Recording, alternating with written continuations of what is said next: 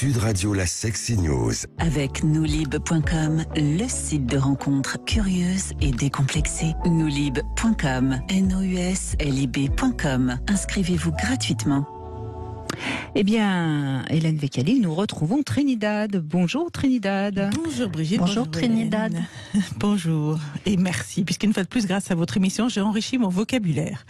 Je connaissais les mots double, trouble, troupe, croupe, couple. J'ai découvert un nouveau mot, trouple. C'est quand on vit à 3, le nombre, pas la ville. En même temps, vivre à 3, ça peut faire du 9. Et chanter comme Ricky Martin et son joli petit cul, qu'à l'époque on aurait bien invité sous la couette.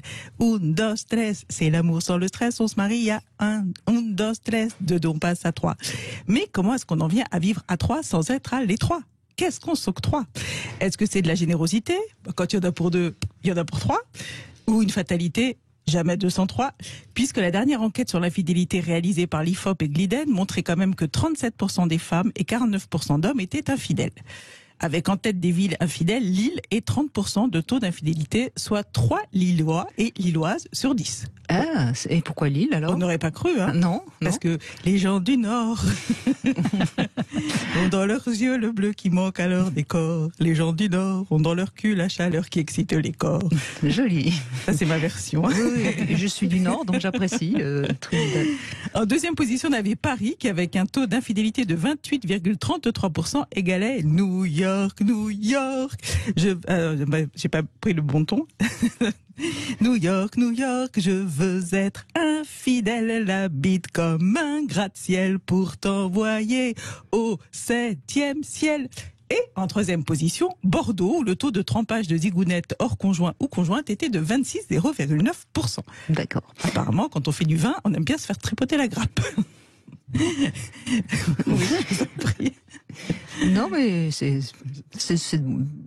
ça vous ressemble. Oui, ça va. En 10e position, arrivé Strasbourg sur la liste avec 13,9%. En même temps, là-bas, ils ont des saucisses. Viens à la maison faire hot dog sous la couette. Viens dans ma choucroute, mon petit chou, c'est chouette. Sans compter ceux qui font du micro-cheating. Voilà, encore un nouveau mot inventé par un certain docteur Martin Graf. Je vais vous essayer de travailler l'accent quand même. Maître de conférence en psychologie à l'université de New South Wales en Australie, où apparemment il n'y a pas que les kangourous qui sautent. Eh bien, le micro-cheating ou micro-cheating, c'est tromper, mais juste un peu. Oui, c'est ça, on l'excite, mais on le baisse pas. Par exemple, vous envoyez des SMS coquins, à une soirée, vous faites croire que vous êtes célibataire alors que votre mec vous attend à la maison, vous vous inscrivez sur un site juste pour voir, vous allumez le collègue du service informatique, etc., etc. Mais attention, la différence énorme entre l'adultère, le micro-cheating et le trouble, c'est que dans le trouble, c'est transparent. On ne ment pas, on partage. Ce n'est pas 2 et 2 avec un dénominateur commun, à savoir un qui baise et 2 qui attendent leur tour. Non, dans un trouble, les 3 baisent ensemble tout le temps et en simultané. Et le point de départ, c'est toujours un couple auquel on rajoute une tierce personne, c'est donc 2 plus 1. Mais pourquoi ils font ça ? Alors, soit pour pimenter leur couple, soit pour ne pas perdre l'autre. C'est une autre façon de chanter Jacques Brel. Ne me quitte pas, on peut partager, je peux accepter que tu puisses aimer une autre que moi, même sous notre toit, mais ne me quitte pas, ne me quitte pas. Bon, ça donne pas franchement envie de rester. J'ai une version moins dépressive. 3-3, mon 3. Oh, 3-3, mon trou, mon toit. Prends un couple qui s'emmerde ou bien qui est infidèle. Il n'y a pas de raison pour qu'on le démantèle. On change l'équation. Ce n'est plus il ou elle, même la transformation en triangle isocèle. Avec moi, 3-3, mon 3. Oh, 3-3, mon trou, mon toit. Le trouble, ce n'est pas nouveau. Le ménage à 3, ça a toujours existé. Mais dans cette société où tout se barre en sucette et où la nouvelle génération a toujours l'impression d'inventer le monde, ce qui est nouveau, c'est qu'on ne veut plus se cacher. On ne veut plus être cocu, on veut être polyamoureux. Vous voyez, on n'est plus femme de ménage, on est technicien de surface. Ça devient donc moins tabou, voire branché. Le trouble devient triplette. Et la télé s'y met, puisqu'il y a une série sur Netflix, Il, moi, elle, qui en est à sa 6e saison et qui a incité certains jeunes couples à tenter le trouble. Il y a aussi un site de rencontre, Glamour pour tous, une agence matrimoniale dédiée au polyamour avec des profils de femmes. Alors j'ai trouvé des témoignages d'un homme avec 2 femmes, de 3 jeunes hommes ensemble, mais j'ai pas trouvé de témoignage d'une femme avec 2 hommes. La société change, mais je pense que dans l'inconscient collectif, une femme avec 2 hommes, même en trouble, ça reste une salope. Ou une saloupe. Mélange de salope et de couple. En même temps, si on baisse tout le temps à 3, ça laisse une chance sur 2 à l'homme de se faire sodomiser, et quand il est hétéro, il n'est pas très ouvert. On peut aussi trouver 2 couples ensemble. À 4, ça s'appelle un quad. Au-delà, pour certains, c'est du polyamour. Pour d'autres, une partouze. Mais attention, pour vivre à 3, il faut des règles et pas que des règles de 3. Pour que la relation de trouble fonctionne, il faut que les 3 soient toujours ensemble, comme les 3 rois mages, les 3 mousquetaires ou les 3 petits cochons. On vit à 3, on dort à 3, on voyage à 3, on fait du cheval de 3. On y discute. J'ai eu peur. On y discute plus que dans un couple, car on a beau avoir l'esprit ouvert, on n'échappe pas à la jalousie, au besoin d'être choisi et à la peur de l'abandon. Communiquer pour pouvoir niquer, puisqu'évidemment, en trouble, on triple les risques de s'engueuler. Je l'ai pas mal fait, celle-là. On triple les... Oui, il vaut mieux pas la refaire. Donc, écoute, bienveillance et confiance sont le ciment du trouble. Ça semble 3 fois rien, mais 3 fois rien, c'est déjà beaucoup. Mieux vaut baiser à 3 que ne pas baiser du tout. Même si à 3, ça fait parfois beaucoup. Comme si de rien n'était, toi, tu tirais tes coups, sans pour autant prendre tes jambes à ton cou. Si c'était 3 fois rien entre vous, évidemment ça ne fait pas beaucoup. Mais dans le couple ça finit par faire un trou. Quitte à tirer, tire donc les 2 d'un coup. En revanche, difficile de savoir si ça marche sur le long terme. Dans les témoignages que j'ai trouvés, pour la plupart, il s'agit de jeunes couples qui vivent ensemble depuis seulement quelques mois. Il y en a un pour qui ça durait depuis 30 ans, mais eux n'habitaient pas sous le même toit.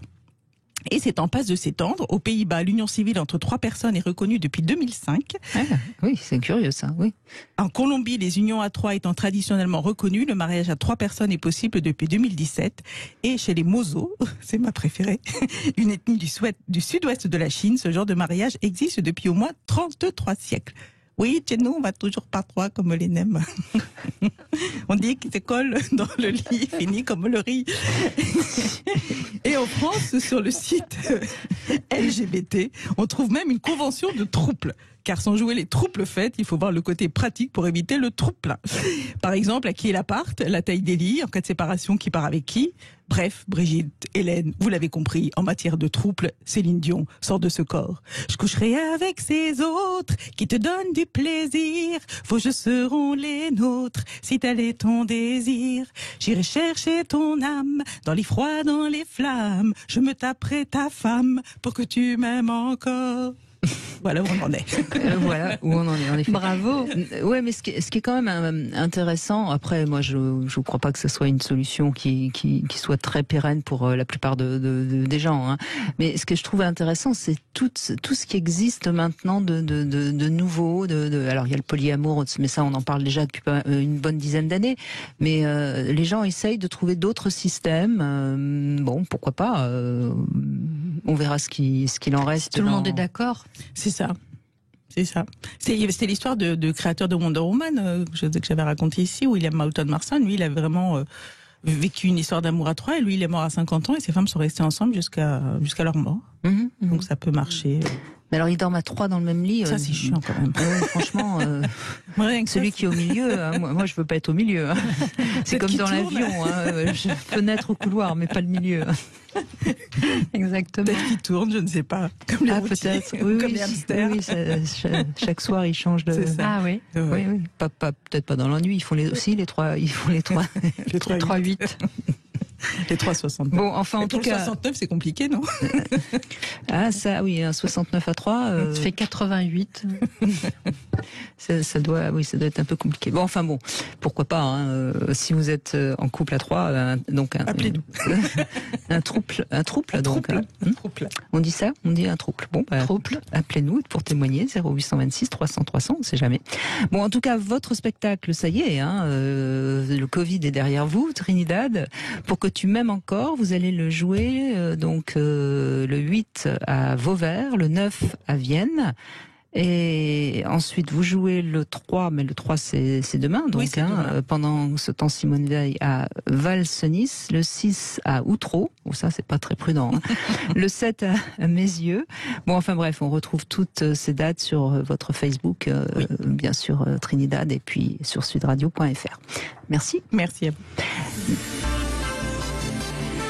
Sud Radio, la Sexy News. Avec noulib.com, le site de rencontres curieuses et décomplexées. Noulib.com, NOUSLIB.com. Inscrivez-vous gratuitement.